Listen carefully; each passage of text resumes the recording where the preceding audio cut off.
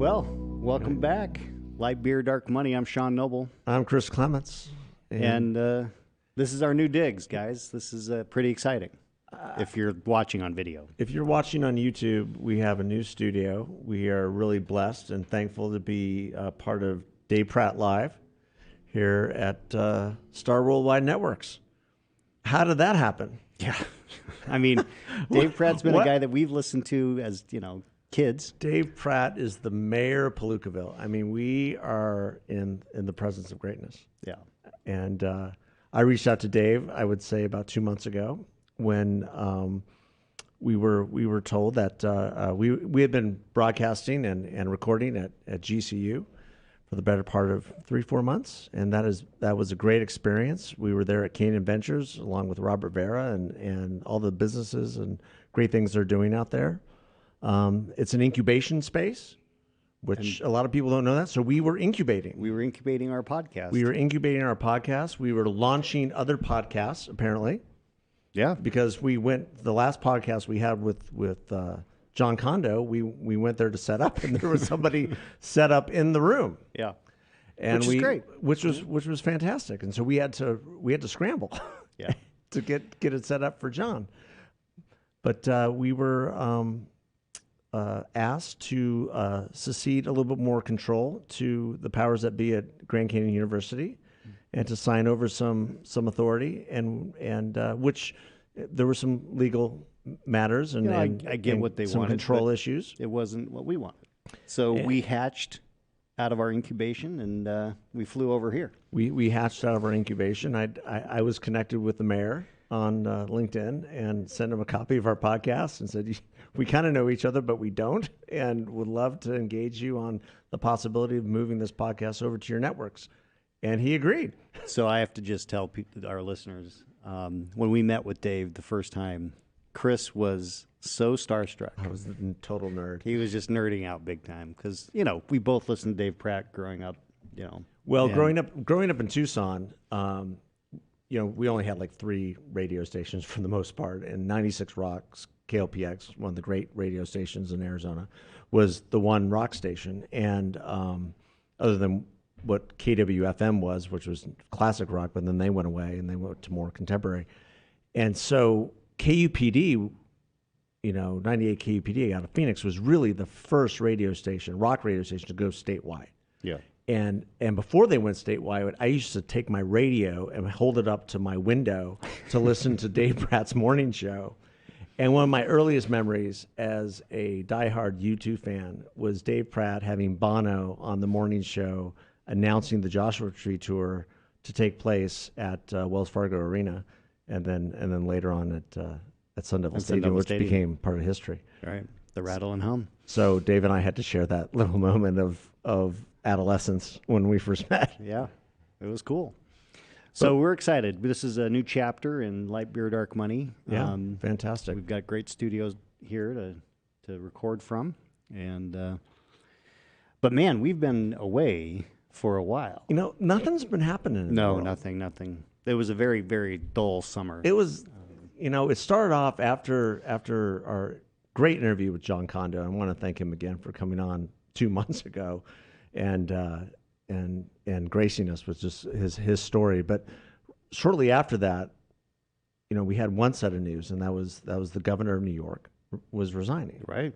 Which I kind of was thinking, wow, that's kind of the biggest news of the year. It was a big deal at that point. And then it feels like a lifetime ago. And then you don't hear about the governor of New York anymore, the former governor of New York.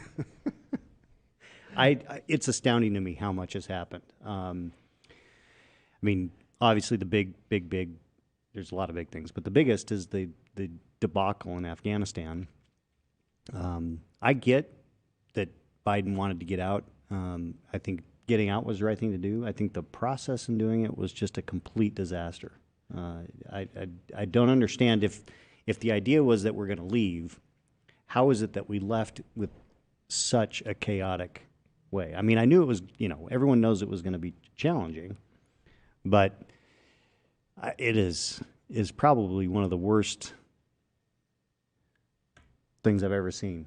See, this is where we might disagree. Okay. So I was not for getting out fully. I believe that you could leave a residual force there, and that was what was recommended, about over 2,000 troops.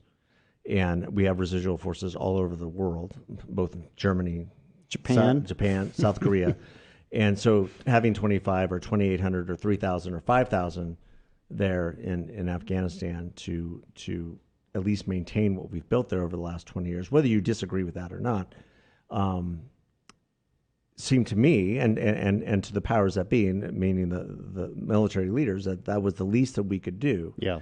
And then have a very controlled withdrawal of the rest of the forces and whoever wanted to get out. Instead, what is very apparent and what seems to be the truth is that our president, didn't listen to any of that. No, he overruled his generals, all the national security folks, the intelligence folks, on their recommendations. I mean, we were there with 2,600 people. Yeah. So we already had it. It was already a residual force, but he wanted to be completely out. I just can't understand why he decided to do it in a way that we leave the number is somewhere between $60 and $80 billion worth of equipment. Sure. That now falls in the hands. 85 is the last figure. I think that's probably high. That's a Trump number, but let's say it's 60. Okay. 60 billion. 85, 60, 100, whatever it is. Chump change. Right? Yeah. But you think about that technology now falling into the hands of the Taliban, which can now be sold to Russia or China or North Korea. Sure. I mean, this is not a good thing for us in the long term. In fact, Russia and China were the first ones to kind of move in and begin aiding the Taliban and recognizing the Taliban for as the legitimate rulers of Afghanistan. Right. And then the biggest part of the entire farce is the leaving behind of Americans and also Afghanis who helped us. Yeah. I mean, I think it was a classic. And what's interesting is that when you look at who is around Biden as far as his staff, these are old seasoned hands. I mean, these are guys who've been around for a long time in government. And I think he just had the arrogance to say, look, I was chairman of the Foreign Relations Committee for decades. I know better. We're getting out. I don't care what you say. And it was just a complete failure. And created a humanitarian disaster. Yeah. And we lost 13. And we lost 13 lives unnecessarily. We hadn't had an American soldier's death in Afghanistan for over a year before that. Yeah. So it's and prayers and thanksgiving to those families. Man. I can't even imagine. And I know a lot of folks who have sons and daughters in the military who were heading over during that time to lead on the extraction. And I know some former Navy SEALs who are even right now leading on extraction. Yeah. I mean, independently of the State Department knows what they're doing and the military knows but there's definitely private folks that are still trying to get our people out and the allies that we, who risk their lives and are now, we know some of them are being killed as we speak. Well, and then this whole idea of a kindler, gentler Taliban is something that's just one of the most ridiculous things ever. Because of those of us who actually were around before 9/11, I mean, seeing how the Taliban ran that country before that time, what's to give us any indication that it will be any different? In fact, I was listening to something earlier today, Potomac Watch, with Kim Strassel and Bill McGurn, and they were talking about how schools have resumed in Afghanistan this last weekend, and girls aren't going to school. Right. Women aren't part of the government. The question was asked: what is the Biden administration going to do when stonings happen in the public square, when beheadings happen in the public square? Then what is it? Are we a kindler, gentler Taliban then? No. I mean, I think the answer is they're not going to do And the biggest diplomacy issue, which he touted in his speech at the UN, becomes: are we going to recognize the Taliban as the legitimate rulers of Afghanistan, right. a terrorist organization that led the attack on 9/11, which we celebrated 20 years, not 2 weeks ago. Yeah. The whole thing's kind of that's a you just can't make it up. It's just it's unbelievable. And it begs the question: is this incompetence or is it intentional? Well, I think it's, like I said, I can't imagine. There is a level of incompetence, but it was driven in part by arrogance because I don't think that what the incompetence was that the intelligence and military leaders didn't have a contingency plan for when the president said, "Screw that, we're out now." I think they really believed, or that they didn't were gonna have get the some time. guts to put their stars on the table and say, I'm not doing this. Well, I'm resigning. That's a great point. It is astounding to me that we haven't seen resignations, either before when he made this decision or after since the debacle. I mean, just the closing of the airbase, which there was general consensus that was a bad thing to do. It was a terrible thing to do. I mean, Yeah. we take away. I mean, our Strategically long-term. superiority over the Taliban was because we had air support for our guys, and we took that away. And so all of a sudden, a very ragtag group of people becomes a killing machine because they don't have, we're not eyes on them. And this disaster of this drone strike on this family, when they thought it was a terrorist, I mean, A bad case of wagging the dog. If I ever saw oh my gosh, no saying, kidding. "Oh yeah, we retaliated when they knew what they did." That's why I think there's a larger argument to be made that this is intentional. That it is on purpose. It is part of a broader policy to weaken the country and to weaken our position in the world. And there's people in the administration where that is their absolute goal.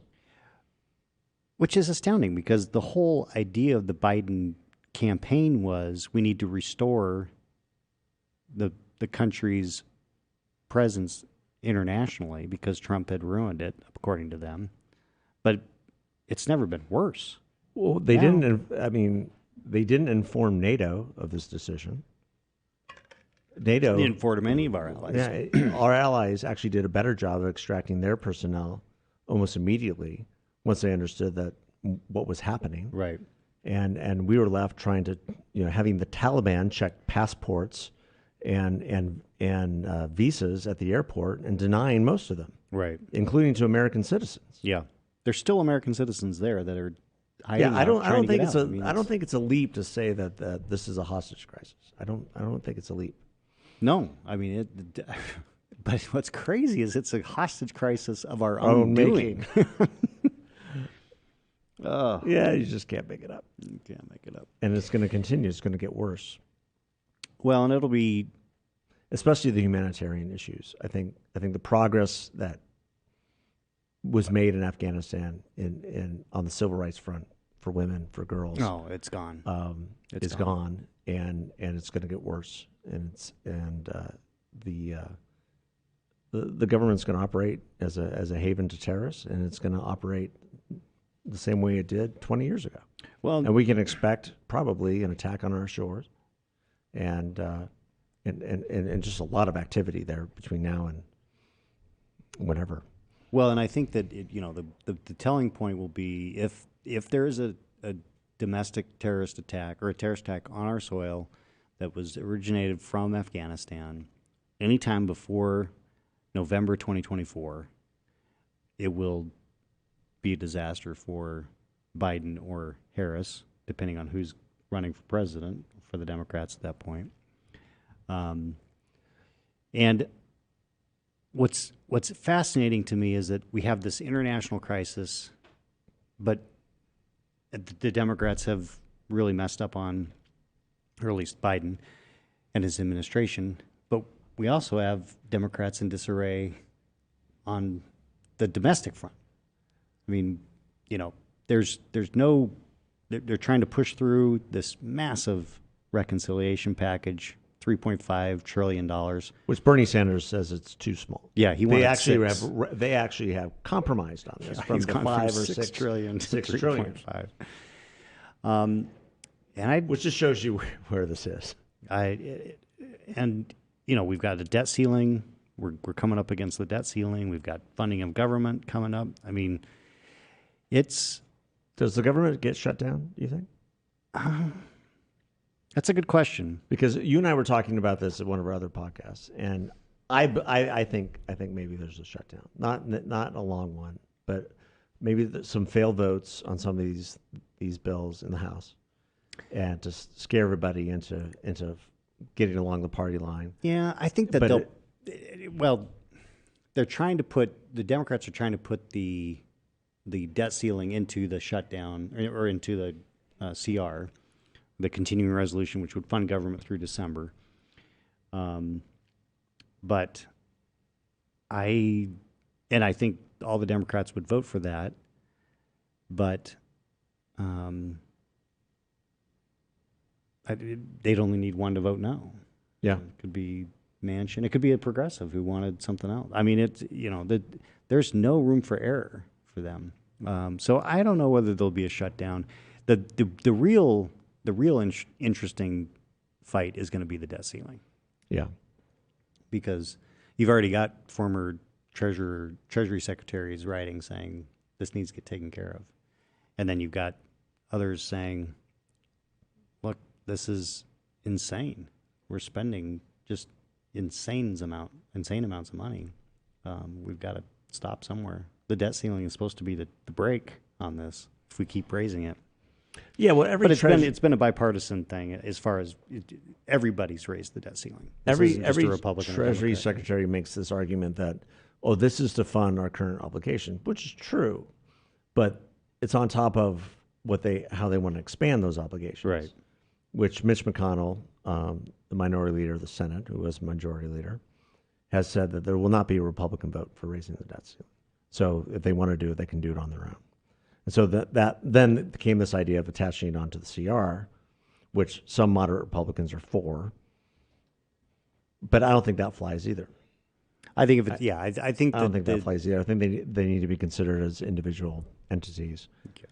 And probably one of the most outrageous things being considered within the sphere of the CR and the 3.5, budget reconciliation is this expansion of the IRS. No, yeah. So basically what they are proposing, what the Biden administration is proposing is that if you have inflow or outflow of anywhere above $600 in your bank account, then the IRS has a right to come in and look at what you're doing. This is a red herring. It is a purple tiger. It is whatever you want to call it. It's a colored animal. It's an 1984 on steroids times 1,000, and will affect every single American.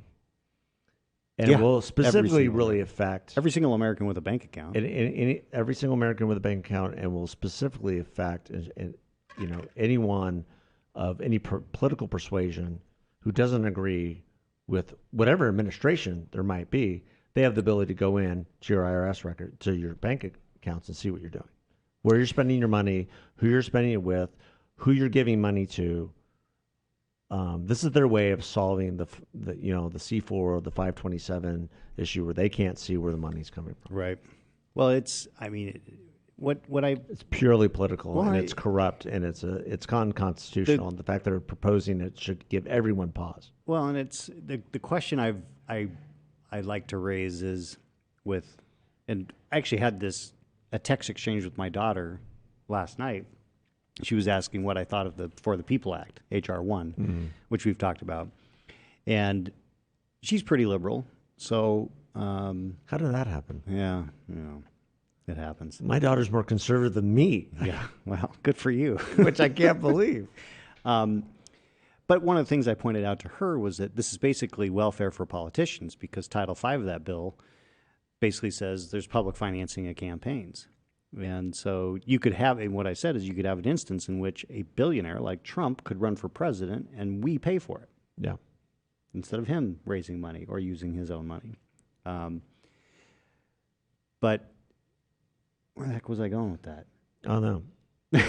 IRS? Oh, so public financing of campaigns now? Public financing of campaigns. Well, so my point in all this was the Democrats need to think really carefully before they push something on a partisan line. If they pass something with 50 plus Vice President Harris, and then a Republican president comes and a Republican House and Senate, do they want to have someone like a Trump or a DeSantis, or having control over the types of things that they're passing? I mean, it's weird to me that they're not thinking beyond the next 2 or 4 years. Well, I mean, I hate to say this, but I mean, they know intuitively that in an off election year, the president loses seats in the House, most likely the Senate. There's enough folks on the hot seat where that could happen. And you got to give the Democrats and liberals credit. When they go for broke, they're willing to sacrifice elections for power. Well, they did it with Obamacare. Because they know they control the bureaucracy. Yeah. And there's no changing that. When you've got 80 or 90% of the bureaucracy voting for the left, when you have the Fourth Estate, which is supposed to be a check on all this, voting for the left, they don't care. Yeah. They're willing to sacrifice some House seats and some Senate seats and lose elections. But once the bureaucracy is writing the rules, because they leave it so open-ended to where the committees don't do any of the work anymore. Yeah, that was Obamacare. I mean, it was what passed under reconciliation in 2010 was a draft bill. I mean, there was handwriting in the margins. That's what became the law, and left it completely wide open for the bureaucrats to. Yeah, so if you're going to give $40 billion more to the IRS, you're going to let them make up the rules. Yep, that's horrifying. And so the middle class that's going to get audited, that can't hire the lawyers and the accountants and everybody to help fight the IRS, is going to be the most affected. Yeah, $600 they're going to be monitoring. Anything over $600, that's every bank pretty much account. Every bank account in America. I mean, yeah, it is. I was going to say my teenager, who has a part-time job while she's in high school. I mean, that affects her. Yeah, it's insane. Yeah, anybody. So there's a lot. Couple that with the taxes that they want to raise to quote unquote pay for everything. Affects every major small business. Every small business will be affected by that. Small businesses are freaking out. You talk about the tax on death that they want to raise up to 60%. You talk about, a number of different items. Yeah. That the expansion of the state is here, and it's probably time to stop calling our Democratic friends Democrats. We should begin to call them Democratic Socialists, because the policy they're pursuing now is exactly that. Yeah. It's statism, European-style socialism. No question. Speaking of Democratic Socialists. Yes. AOC. Sandy. Yes. Sandy Cortez, bartender from Westchester. A bartender from Westchester who went to a $35,000 per plate ticket event. Invited by the Metropolitan. The Met Gala, in which she wore a dress that on the back said "Tax the Rich," while it was being carried by her minions. In mass. It had such a long train. In mass. All her minions in black mass and black dresses. And she was being made up by the professionals. They even did a little 10-minute behind-the-scenes video of that. What's astounding to me is that she doesn't kind of get the hypocrisy, or she doesn't care. I think, I really think she doesn't care. And I think she doesn't care because Sandy is a made-up person. She's a made-up persona. And so what you're seeing is the process of making her up, I think. AOC is a brand, right? Yeah. Is a socialist brand.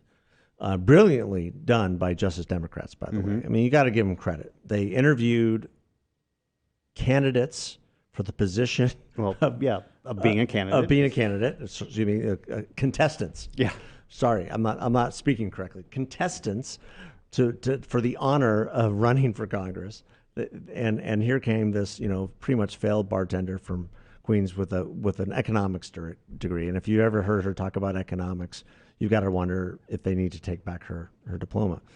But I suppose it probably par for the course for when. But anyway, she interviewed for the job. She won, which is the Democratic system, and from that time, she's gone on to raise $5-6 million. Well, she's raised way more than that. She has over $5 million in her congressional account right now, campaign account, and supposedly going to be running for Senate against Chuck Schumer. I think there's a chance of that. I think that a lot of that's going to depend on what happens over the next year or so with what's going on the policy side. I mean, she's clearly pushing hard from the left and really creating a problem for Democrats, especially moderates. She will be a part of the reason the Democrats lose the majority in the House, and potentially they'll lose the majority in the Senate. I mean, So tickets for $35,000. The price tag for a table was between $200,000 and $275,000. And as of today, Sandy's been slapped with 2 ethics complaints. Well, I mean, it's clearly way above the gift ban rule. It's way above the gift ban rule. And then and then her the woman who designed the dress, the Tax the Rich dress, she's a tax avoider as well. She's won it in several states for avoiding paying taxes. Shocking. That's why this is all made up. It's just a game. And she's Sandy Cortez. You know, before she became AOC, she was just Sandy. Yeah. Which was funny, but as a mediocre bartender from Westchester. You said failed bartender. You said mediocre. How do you know? Did you ever get served by her? No, I just by reputation probably. Well, I mean, for all we know, she was a great bartender. Maybe she was. I mean, she's got a good personality. She's engaging. I could see her being a decent bartender. Which is why she won the contestant. Beat the contestant to become AOC. There you go. The brand. Yeah. It's funny that that's her Twitter handle, and yet if some people refer to her as AOC, she's offended. They aren't calling me by my title. Congresswoman or representative. They should just call her Sandy. They should just simply call her. If you haven't noticed, our friend Tucker Carlson refuses to call her AOC. He calls her Sandy, bartender from Westchester. which is great. We shouldn't buy into the farce. As conservatives or whatever party you're with, you shouldn't buy into the farce. Well, and I think that it's only going to go so far. I mean, when it comes down to the push and the shove of the actual votes and the policies that the Democrats are trying to push through, it'll be interesting to see where she falls and all that. Yeah. And how relevant she will be. Because truly the action's in the Senate. Now, it could be that some of the progressives in the House vote against the infrastructure package, which is the $1.2 trillion that Manchin and Sinema and others were a part of negotiating, because the progressives and Pelosi and Schumer want to tie these two things together, the $3.5 trillion reconciliation, which is just a blank check, and then the $1.2 trillion actual infrastructure. So it's going to be really interesting to watch what happens in D.C. over the next few weeks. It's a mess. Well, and all the attention in the Senate is on. We've talked a little bit about this on Joe Manchin and Kyrsten Sinema. However, there are several other senators. No question. Who Democratic senators who are allowing Joe and Kyrsten to kind of take the arrows for them, because they don't want any part of these bills either, because they have to go back and run for re-election this year. Yep. And Guy Benson had a great column in Town Hall about the disarray that the Democrats seem to find themselves in. And the sheer fact that there's 6 or 8 Democrats in the Senate that are fine having Manchin and Sinema out there in front, so they don't have to be. But you have to think, back in their states, that people are saying, "Don't you dare vote for this." Right. It will be fascinating to see what Mark Kelly does. It will be fascinating to see what Mark Kelly does, because if anybody's paying attention, Mark Kelly is silent. really hasn't said much of anything about anything. In fact, if you look at several of our Democratic friends here in the great state of Arizona, look at their Twitter feed, going back to when Afghanistan fell, when Kabul fell, they said nothing about it. I'm calling out Greg Stanton and Mark Kelly. Nothing. Yeah. It was as if the party apparatchik told them you're not allowed to criticize anything. And I think the question becomes, as Biden's poll numbers plummet, and he's going to get below 40 here soon, once some other numbers come in. When does a moderate like a Mark Kelly or a Greg Stanton pivot? It's a great question. I mean, when do they pivot? And do they go to the White House and say, I'm pivoting on this bill, I'm not voting for it? There's no way. I'm not going to get reelected. It's a good question. I mean, because his numbers will, like you said, he's at 43, I think, is favorable. The latest is at 43. Yeah. So when does that shift? I would imagine as money is being raised and people are declaring their candidacies, it's got to be soon. Well, and in Stanton's case, he's announced he's going to run for re-election, but we don't know what the lines are yet. No. Because we're going through the redistricting. So bringing things back to home, redistricting commission is done.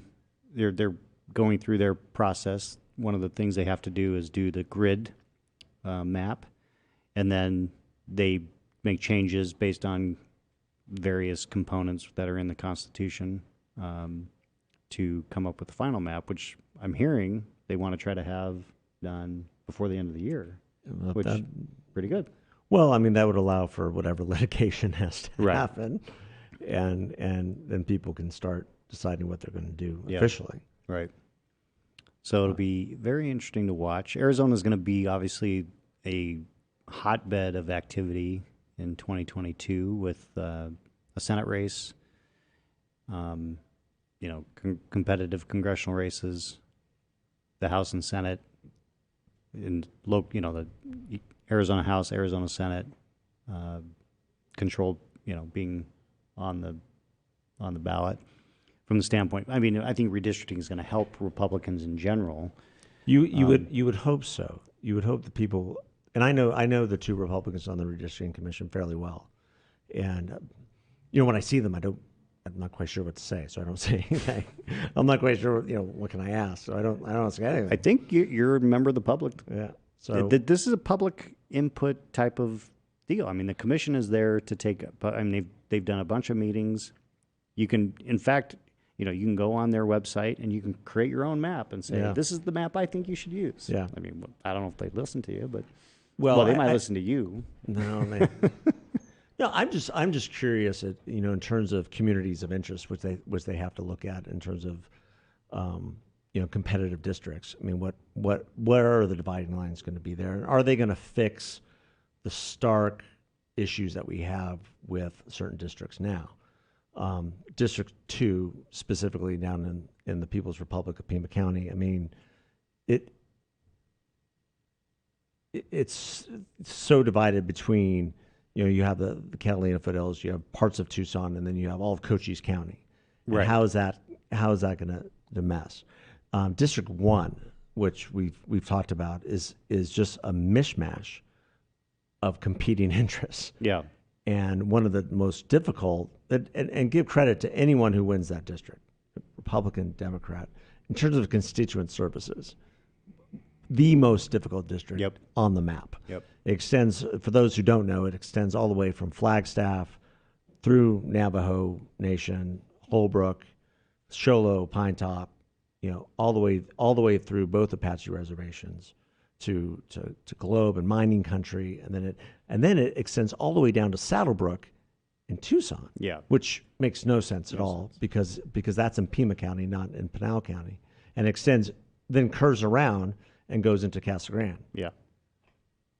So it's an insane district. It's an insane district, and kudos to anyone who's had that district, because it really hasn't. I mean, it hasn't really changed much over the last 20 years. It's actually expanded more. It didn't have a lot of Casa Grande, 10 years ago. And that was added into it, and it's made the district actually more conservative. It's mostly a conservative Democrat district, save Flagstaff. But to deal with the, all the different interests there is difficult, and I'm hoping they find a way to fix it. We'll see. And then you have, which are the really safe districts? Is it going to be Gosar's district? Are they going to make Schweikert's District 6 more safe for David? What does District 9 look like? I mean, you mentioned Stanton. That's the big question. What is that going to look like? Because that extends, all over the south part of Phoenix, and into Arcadia and where we're sitting right now. Tempe, South Scottsdale, Arcadia, across kind of the middle of Phoenix and then into Glendale. Yeah, it's not a community of interest. Let's put it that way. It's a little different. And then do they take Buckeye away from Grijalva? Yeah. And just give him, South Tucson and whatever. But even then, if you look at the polling data, of where the biggest swings were in voting blocks, the Hispanic vote swung really hard for Trump. Mm-hmm. And that's going to, and if you look at the data coming out of California right now with recall, it was really evident there as well. Right. So as a natural constituency, conservative ideas, the ideas of faith, freedom, family, free enterprise are resonating, and it's going to be interesting to see what happens. Well, and I think that, one thing, future. Yeah, and what we haven't touched on is COVID and how that's going to play. Yeah. It's a flu-like flu-like. Is that the pandemic where the survival rate is like 99.9%? 99.9%. Yeah. You've had COVID. I've had COVID. I've had COVID. I think that. Now, truth be told, I've had COVID. I still can't smell a darn thing. Is that right? I think I've had COVID twice. Actually, I think I might have had like this Delta variant over the summer because my sense of smell. I was kind of tired, felt like I had a summer cold back in July, and then I couldn't smell anything for like the longest time. I mean, to the point, this is getting into the weeds a little bit, but like my wife would be like, can you empty out the cat litter because I can't deal with this anymore. I'm like, what? Oh, okay, yeah, sure. Because I couldn't smell anything. But then my sense of smells shifted to where now everything smells and tastes like turpentine. It's really? just weird. Yeah, it's strange. Anyway, I digress. Well, no, I didn't. We're ranting, so I just figured. I didn't suffer from the smell or taste. My wife did, and my kid and my older kids, youngest kids, seem to be fine. But one of the things that I mentioned before we started recording was that our theme is faith, freedom, and free enterprise. We're going to add fitness to that. It's actually the better term would be wellness, but I just got back last week from going to the 7th annual biohacking conference that Dave Asprey, the founder of Bulletproof Coffee, puts on. It was held in Orlando. We should ask him to sponsor the show. I'm a drinker of Bulletproof. Yeah. Well, he's out of that now. Yeah. He's got his own mystery coffee coming. Nice. I'll tell you all about it. But he did a preview. We tasted it. It was pretty good. A lot of butter. I'm sure a lot of butter. For those of you that don't know, he's the big thing about Bulletproof Coffee was MCT and butter to give you used for a lot of people doing keto diet, that kind of thing.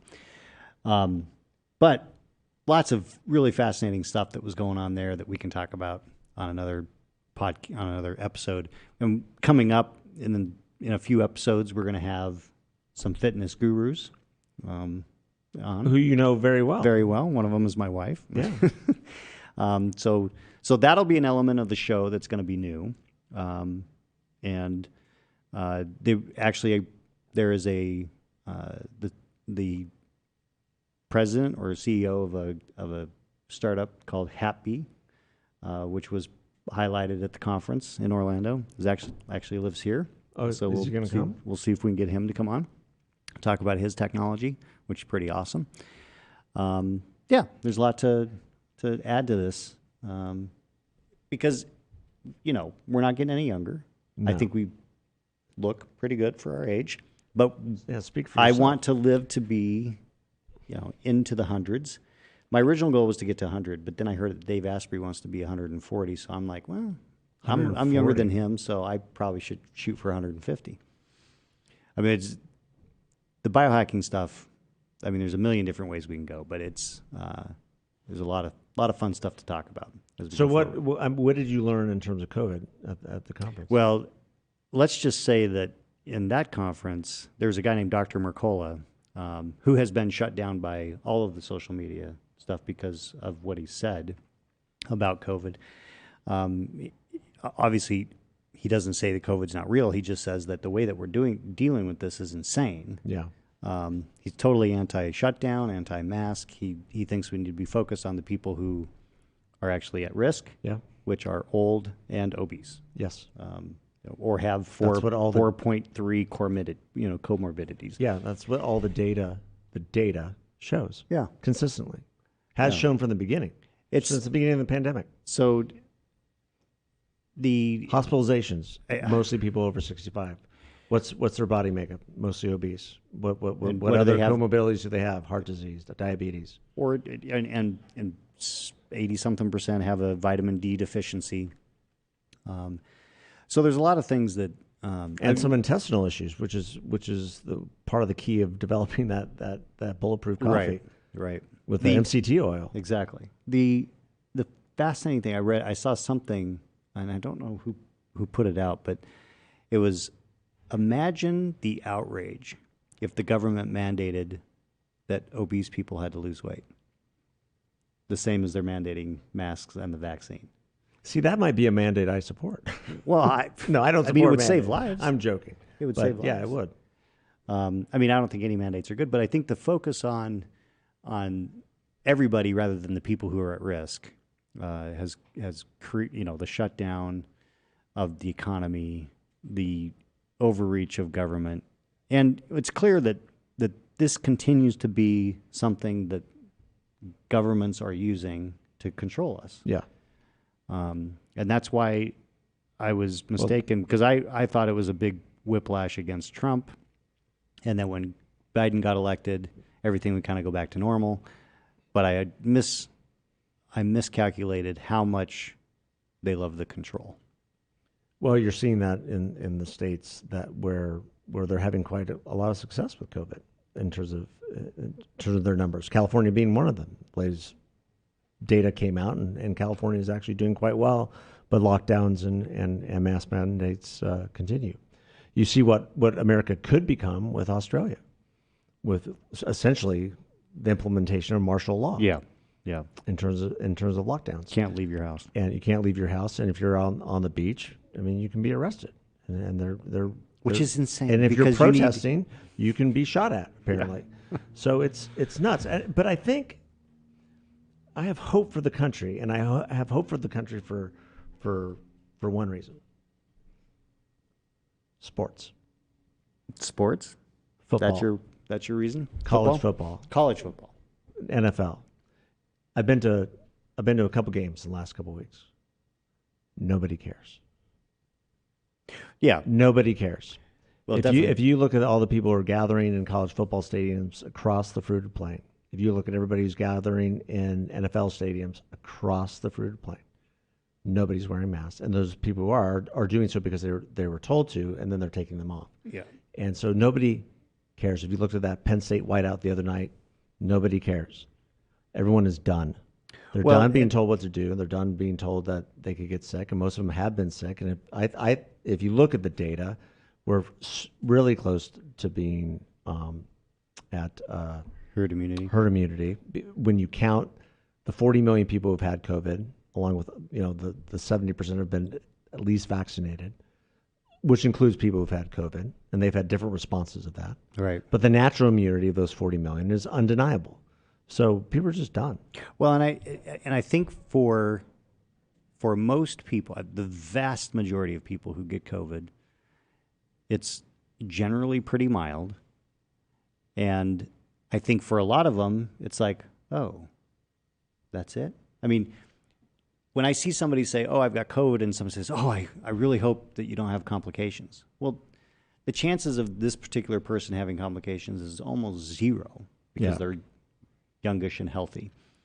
And you know, the CDC, we talked about this, I think, before. The CDC revised the number of comorbidities from 2.9 to 4.2 or something like that. So we can really isolate now who are the people at risk. Yeah.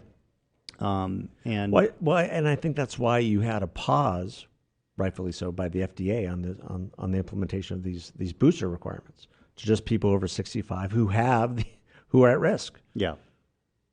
Because the viral load in those, you know, especially if you've had COVID, in those vaccines is massive, and you can get really sick. Mm-hmm. And I've seen it happen to a lot of friends who've had COVID, and they feel like they need to go get vaccinated sooner rather than waiting, seeing how their body is. Get tested, talk with your doctor, and then make sure your antibodies have worked their way through, because what you're doing is injecting more antibodies in your system.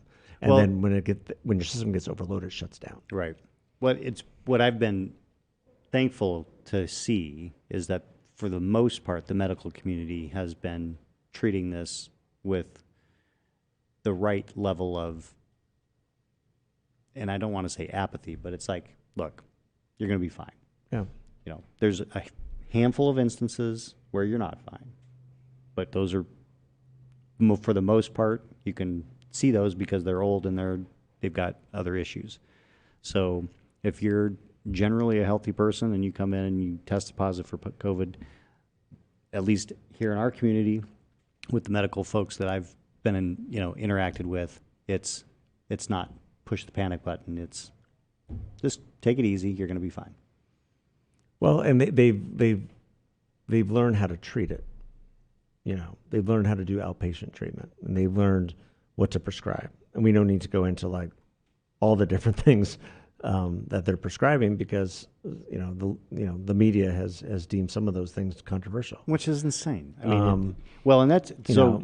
My doctor prescribes me a Z-Pack. Yeah, and he's like, "Are you taking your Tylenol? Yeah. Are you taking your Mucinex? Yeah.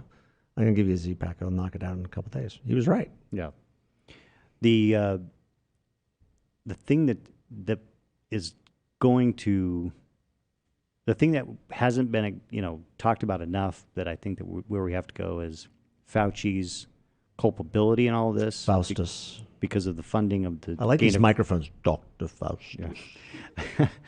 Because of the gain of function research that he funded, even when he was not supposed to under the Obama administration. But he's denied it, and he's told he can't deny it anymore. I mean, he's told Senator Paul that he doesn't know what he's talking about in a hearing. I saw it. Yeah, I know, but and according to NBC News, whatever Dr. Fauci says is like gold.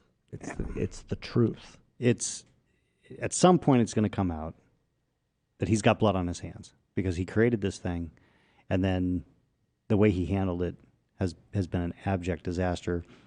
And I think that the other part of this is follow the money. Big Pharma definitely has plays a role in making this worse than it needed to be, because, well, at least the fear, because it was pretty early in the process that we kind of understood who was actually at risk.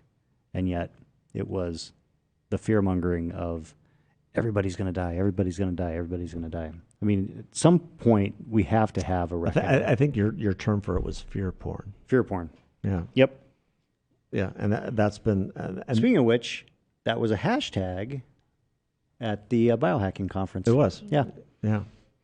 That tells you about where they are on this. Well, no, they're looking at the data. Yeah. And this is what the data says. And I think you're right about following the money. The vaccines, what people probably don't realize is specifically with Pfizer, that vaccine has been in development for over a decade. It's been kind of on the shelf, that technology. The mRNA. The mRNA technology has been on the shelf for over a decade. That come out of DARPA. And so it's been utilized in the past, and so it was there. So read that in what you well, made. and we need to look. And I'm not anti-vax. I think anyone who hasn't had COVID should get vaccinated. Anyone who has COVID, talk to your doctor. Yeah, I agree. I'm definitely not as in the there's at the biohacking conference. There's clearly a huge segment of the anti-vax, well, anti-COVID vax, but also anti-vax in general, which I'm definitely not that. Yeah. So I mean, I think to not get vaccinated for polio makes no sense. I mean, you should get vaccinated. Yeah, absolutely.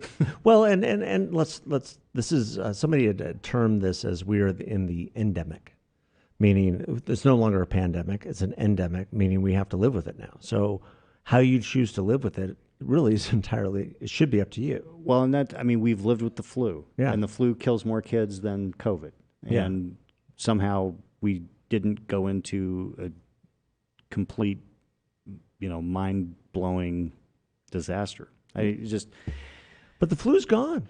Yeah. You noticed? Well, it's disappeared. Because everything's COVID. Everything's COVID. Everything's COVID. Well, that's the other thing, and unfortunately, we'll never know because the financial incentives for the healthcare system are skewed. We're never going to know what the actual numbers of COVID deaths are. Yeah. Because we know that there are many instances in which you are in a car accident, you die from injuries of the car accident, you happen to test positive posthumously of COVID death. Well, we also know because of the comorbidities. I mean, the leading cause of death in America consistently is heart disease. Okay, if you have heart disease, you get COVID, you're in deep trouble. Yeah. And so, 600,000 people, over 600,000 people consistently every year die of heart disease. So there is one category of something that kills people more than heart disease. I learned this at the you did? At the biohacking Really? conference. This doctor did that. This is something CDC will not track. Interaction with doctors kills 738,000 people a year. I've read that. 738,000 botched surgeries and everything else. Yeah. It's a variety of different components, things. Yeah. but it's interaction with health systems. So that is not encouraging. Nope. That's why I try to avoid hospitals at all costs. That's where you go get sick. Right. All right. We've been ranting and rambling and for almost an hour now, maybe a little bit over an hour. I think we're already fairly comfortable in our new digs. I like these digs. We're very happy with. We need to get better pictures, though. I mean, we probably need Alex to, take some new pics. I don't know. But we have almost a cool little logo back here, and we're grateful to be here. Grateful for Dave Pratt and everyone here. The Star Worldwide Networks is treating us well. Star Worldwide, we're hitting the big time. Love it. Yeah. We didn't even get into the border or Norm Macdonald. Yeah, Norm Macdonald. Well, Norm Macdonald's probably a whole episode himself. The border is going to continue to be a crisis for months, so we can have plenty of time to talk about that. But so glad we talked about Sandy. That was good. You can follow us on Instagram, on Twitter, on Facebook. Light Beer Dark Money is our. Well, on Twitter, I guess it's LD. What is it, Alex? LBDM podcast. LBDM podcast. We still have Alex, even though we're in new digs. We still have our intrepid producer, the guy who keeps us in line. We're going to get him on the mic one of these days. We have to get him on the mic. Absolutely. We got to have somebody ask, give us information. We should bring back Avery just for old time's sake. Right. For our intern. Yeah. That wouldn't be bad. Yeah. Well, thank you all for listening. Thanks to Star Worldwide Networks for having us. Yeah. And we will... and remember, agree on something. Yep. God bless. Have a good one, guys.